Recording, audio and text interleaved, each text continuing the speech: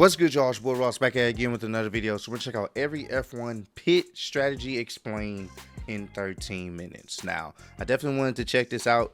Recently seen a couple weeks ago the F1 movie in 4D, and man, the 4DX experience, that was probably the most fun experience I've ever had at the movies. It was insane. I'm definitely looking forward to seeing more movies in 4DX. Like, it really felt like you was in the race cars, and they did a great job on the film just capturing what it's like to be in an F1 vehicle, like F1 racing, or being involved in that was really intense. And I definitely wanted to check out this video to kind of get the better understandings on what happens when it comes to drivers going into pit lane and the strategy behind, trying, to move up in positioning. So I'm going to check this out. Appreciate all love and support. And also let me know, did you guys enjoy the F1 movie if you had a chance to see it already? Decision in the pit lane can destroy a championship or create a legend. While drivers are racing wheel to wheel at 200 miles per hour, teams are making crucial strategy decisions that most fans never notice. These are the strategies that decide who wins races and who goes home with nothing. First off, you need to know what pitting is, and it's pretty straightforward. It's when drivers leave the track to change tyres, and it's the key strategy in Formula 1. Back in the day, teams also refueled during these stops, but those days are over. Now it's all about getting fresh rubber that grips the track way better than worn tyres that have been sliding around for 20 to 30 laps. Yep, and in the movie, they were basically trying to come up with a strategy before each race. Everyone would line up at a table, trying to come up with a strategy when they were going to pit, which tires they were going to use. And, it was kind of interesting to see that. So they actually were following what, most of these teams, pretty much all of these teams, how they kind of strategize when it comes to when they're going to pit, when they're going to switch their tires, and, everything involved in when it comes to that. So Undercut. The undercut is when you pit earlier than the car ahead to gain position, and it's one of the smartest strategies in Formula 1. Let me explain. Car A pits on lap 20, while Car B waits until lap 25. When Car A gets those fresh tyres, they're suddenly running 1 to 2 seconds per lap, faster than Car B on old rubber that's lost most of its grip. Over those 5 laps, Car A gains 5 to 10 seconds, depending on the track. Meanwhile, Car B loses speed on worn tyres that can barely hold the racing line. By the time Car B finally pits on lap 25, Car A has built enough of a gap to stay ahead after both cars complete their stops. It's basically strategic passing without actually overtaking on track. The undercut works best at tracks like Spain or Hungary, where tyre degradation is high and creates major speed differences. Teams also use it when they're stuck behind a slower car that's defending hard. At Monaco, tyre degradation is low because of the smooth street circuit, so the undercut still works but becomes way less effective. It relies on avoiding traffic and getting the timing exactly right. But it's not guaranteed every time. If you pit early and get stuck behind slower traffic, you lose the speed advantage completely. Safety cars can also ruin the timing by bunching up the field, and slow pit stops that take more than 3 to 4 seconds kill the whole strategy. The undercut is a powerful move when executed with precision. And that was a contention in one part of the movie as well, like just the pit crew being able to get things down relatively quick. And I mean, it's still very impressive. You're changing all 4 tires that quickly. Like, everything has to be perfect and on point. Everybody has to know what they're doing and be precise, because you're trying to get them in and out. That's it. You're not trying to have them sitting there, because, I mean, a couple seconds is precious time that you're losing. So I'm glad that they also brought that up in the movie as well. Flip races around. Overcut. The overcut is when you stay out longer while your competitor pits early, and it's one of the best counter strategies in F1. Instead of following them into the pits, you keep racing and use those extra laps to build up time that puts you ahead when you finally stop. Car A pits on lap 20 for fresh tyres and spends 20 to 25 seconds in the pit lane. Meanwhile, you stay out in Car B until lap 25 or even lap 30, still racing on older tyres. During those extra laps, you're gaining significant time because you're still moving while Car A is pitting. Your car gets lighter as it burns fuel, which makes you faster lap after lap. Plus, if Car A comes out behind slower traffic, they lose even more time while you're flying around in clean air. When you finally pit on lap 25, you've built up enough of a gap to come out ahead. The overcut works best at tracks like Monaco, where tyre degradation is minimal. You can stay out 10 to 15 laps longer without losing much pace. You need those older tyres to hold up, and clean air is absolutely crucial. But nothing's guaranteed. If your tyres fall off too quickly, you lose more time per lap than you gain by staying out. Safety cars can kill the strategy by bunching up the field and erasing any advantage you've built. The overcut is harder to execute than the undercut, but it's incredibly effective when teams get the timing right. One-stop strategy. The one-stop strategy is exactly what it sounds like. You make one pit stop during the entire race instead of 2 or 3 like everyone else. Start on one set of tyres, pit once to switch compounds, and finish the race on those tyres. This strategy works best on tracks with low tyre degradation, when teams expect a stable race with no crashes or safety cars. One-stops are less common because they rely on tyres lasting a long time. If they hold up, you gain 20 to 25 seconds every time someone else pits. If they don't, you're crawling around getting passed by everyone. Mid-grid drivers often use this to save time and climb the order, especially if they're not fighting for wins. The tyre choice is crucial too. Teams typically start on medium tyres for a balance of speed and durability, then switch to hard tyres for the longer final stint. For example, in the 2022 Canadian Grand Prix, Pirelli noted that a one-stop could involve starting on mediums for 22 to 28 laps, then switching to hards to finish. The hard compound is durable and consistent, making it ideal for long stints. But it wasn't the most common choice during the race. At Miami in 2022, George Russell executed this perfectly. He started 12th, made his one stop during a safety car which saved even more time, then managed those tyres for over 30 laps. He finished 5th. That's a 7-position jump just from strategy. Two-stop strategy. The two-stop strategy is when drivers pit twice during the race, and it's the most common approach teams use. You get 3 separate stints with fresher rubber, which means faster lap times, but you spend more time in the pits. Each stop costs 20 to 25 seconds, so that's 40 to 50 seconds total. It's the perfect balance between speed and flexibility. Fresh tyres every 20 to 25 laps means you can push harder and maintain competitive pace throughout. Plus, teams can adjust strategy if conditions change or safety cars come out. This strategy works best at tracks that are tough on tyres, like Bahrain, where the abrasive surface and heavy braking destroy rubber quickly. Teams also use this when weather changes or crashes mess up the original plan. The first stop usually happens around lap 15 to 20, depending on the track, with the second stop coming after the midpoint when those tyres start falling off. Teams often start on softs for maximum grip, then switch to mediums for the middle stint, and finish on mediums or hards. And what's so cool about this is this is all described in the actual film, and that's why this is actually, they did a really good job of really putting yourself in like the whole process of what goes into F1 racing. So this video kind of really explains exactly what the film was doing accurately and the terminology that they were using. So for me, this is actually pretty cool, bro. This is actually just dope to know how much work they went into making sure the film is very accurate to what happens in F1. Bahrain teams went from soft to hard, then back to softs or mediums for the final push. It's all about matching the right compound to the right stint length while keeping speed throughout. The biggest challenge is losing time during those 2 stops.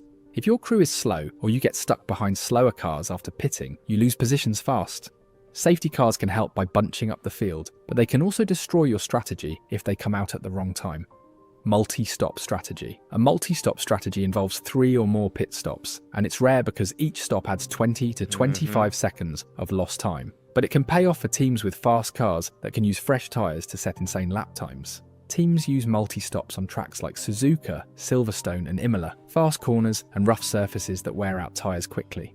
It's also an option for teams starting further back who need to take risks. This works best for cars with strong pace, as slower cars can't make up the time lost in extra stops. Teams often cycle between soft and medium tyres to maximise speed. A 3-stop might involve softs, mediums, softs and mediums again. Michael Schumacher's 4-stop strategy in the 2004 French Grand Prix is a classic case. Ferrari pitted him 4 times, using fresh tyres to keep his lap times fast. Despite spending more time in the pits, he overtook rivals and won the race. This worked because they allowed refueling back then, but multi-stops are risky due to time spent in pits. They require perfect execution and a car fast enough to make up the lost time. Safety cars can ruin the plan by closing gaps, and tyre reliability limits how many stops are practical. Multi-stops make races exciting. Fresh tyres mean drivers push hard and make daring overtakes. It's high risk, high reward for teams with confidence in their pace. Fuel management. Fuel management in Formula 1 is critical but often understated. Before 2010, teams could refuel during races, allowing lighter fuel loads and multiple stops to top up. This made fuel strategy essential and adaptable, like Michael Schumacher's 4-stop strategy in 2004. But the FIA banned refueling starting in 2010 to reduce costs, improve safety, and encourage on-track competition over pit lane tactics. Since then, cars must start each race with all the fuel they need, up to a maximum of 110 kilograms, as set by the FIA's Formula One technical regulations. This shift has made fuel strategy less prominent in the spotlight, but no less important. Teams now focus on optimizing the fuel load at the start and managing consumption during the race, working this strategy alongside tyre choices and pit stops. The FIA caps the starting fuel load at 110 kilograms and fuel flow is restricted to 100 kilograms per hour, monitored by sensors to ensure compliance. Teams calculate the exact amount needed based on race distance, track characteristics, and the car's fuel consumption rate. Teams aim to start with the minimum fuel necessary to finish the race, as extra fuel adds weight, approximately 0.3 seconds per lap. And that's crazy, bro. Just the amount of fuel you add adds that much more weight to the vehicle, which can hinder your time. And any amount of seconds that you can spare is crucial. So it's more than just going out there and trying to be the fastest. It's a lot of calculations and a lot of intricacies that go on in trying to win you a race. It's a team effort. It's a team effort, and that's one of the things that they kind of preach in the movie. It's not just one person. Everybody has to be on the same page.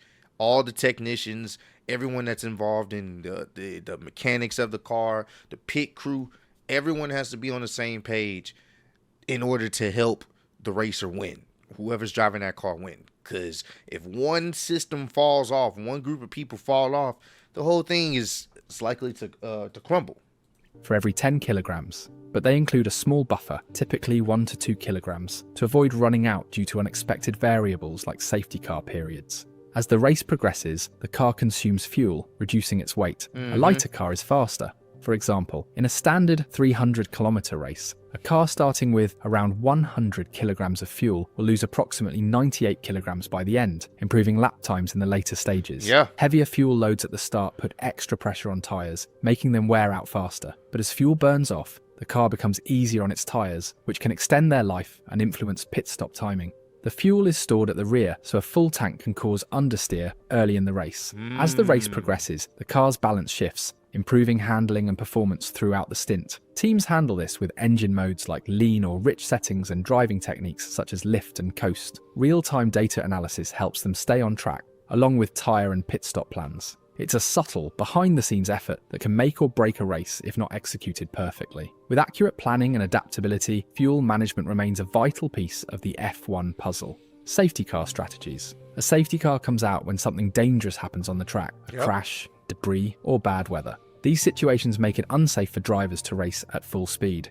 It's a real car, usually a modified Mercedes or Aston Martin, that drives onto the track and leads the pack at a slower pace, keeping all the cars bunched up behind it. This slows everyone down, neutralizes the race, and gives marshals time to clear the mess. The field stays tight, so gaps between cars shrink, which shakes up the strategies completely. When the safety car is out, the race is basically on pause. Drivers aren't allowed to overtake, and lap times are way slower.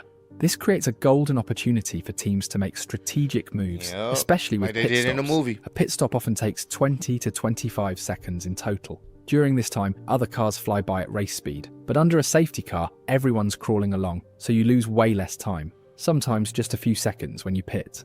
Since the cars are all close together, the gaps you've worked hard to build or close disappear. This can be a blessing or a curse, depending on your position. If you're behind, it's a chance to catch up. If you're leading, you might lose your advantage. Teams have to make snap decisions when the safety car comes out. The big question is, to pit or not to pit? If a driver's tyres are worn out, pitting for fresh ones is tempting.